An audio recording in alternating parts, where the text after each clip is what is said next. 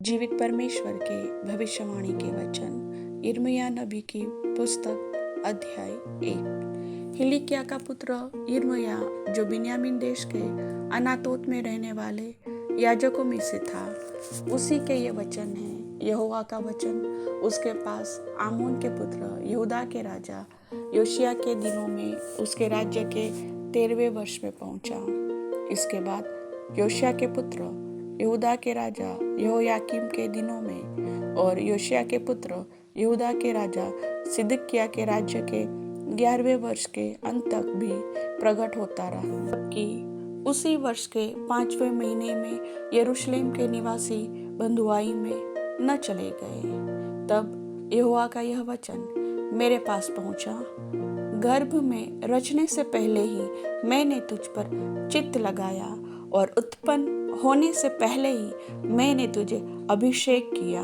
मैंने तुझे जातियों का भविष्यवक्ता ठहराया।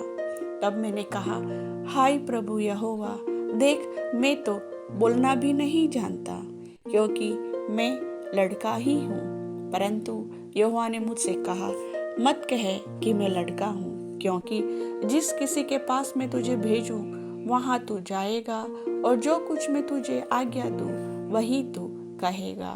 तो उनसे भयभीत न होना, क्योंकि तुझे छुड़ाने के लिए मैं तेरे साथ हूँ। यहोवा की यही वाणी है।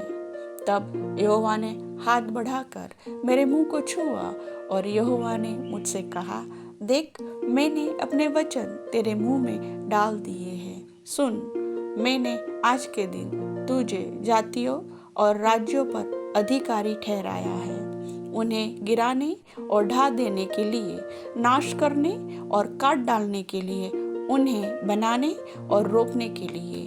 यहोवा का यह वचन मेरे पास पहुंचा। हे यिर्मयाह, तुझे क्या दिखाई पड़ता है? मैंने कहा, मुझे बादाम की एक टहनी दिखाई पड़ती है। तब यहोवा ने मुझसे कहा, तुझे ठीक दिखाई पड़ता है, क्योंकि मैं अपने वचन को पूरा करने के लिए जागरूक हूँ। फिर यहोवा का वचन दूसरी बार मेरे पास पहुंचा और उसने पूछा, तुझे क्या दिखाई पड़ता है? मैंने कहा, मुझे उबलता हुआ एक हंडा दिखाई पड़ता है, जिसका मुंह उत्तर दिशा की ओर से है। तब यहोवा ने मुझसे कहा, इस देश के सब रहने वालों पर उत्तर दिशा से विपत्ति आ पड़ेगी। यहोवा की यह वाणी है, मैं उत्तर दिशा के राज्यों और कुलों को बुलाऊंगा और वे आकर यरूशलेम के फाटकों में और उसके चारों ओर की शहरपनाह और यहूदा के और सब नगरों के सामने अपना अपना सिंहासन लगाएंगे। उनकी सारी बुराई के कारण मैं उन पर दंड की आज्ञा दूंगा, क्योंकि उन्होंने मुझे त्याग कर दूसरे देवताओं के लिए धूप जलाया और अपनी बनाई हुई वस्तुओं को दंडवत किया है। इसलिए तू अपनी कमर कसकर उठ, जो कुछ कहने की मैं तुझे आज्ञा दूं वही उनसे कहे। तो उनके मुख को देखकर न घबराना, ऐसा न हो कि मैं तुझे उनके सामने घबरा दूं। क्योंकि सुन, मैंने आज तुझे इस सारे देश और यहूदा के राजाओं, हाकिमों और याजकों और साधारण लोगों के विरुद्ध गढ़वाला नगर और लोहे का खंभा और पित्तल की शहरपनाह बनाया है। वे तुझसे लड़ेंगे तो सही, परंतु तुझ पर प्रबल न होंगे, क्योंकि बचाने के लिए मैं तेरे साथ हूँ।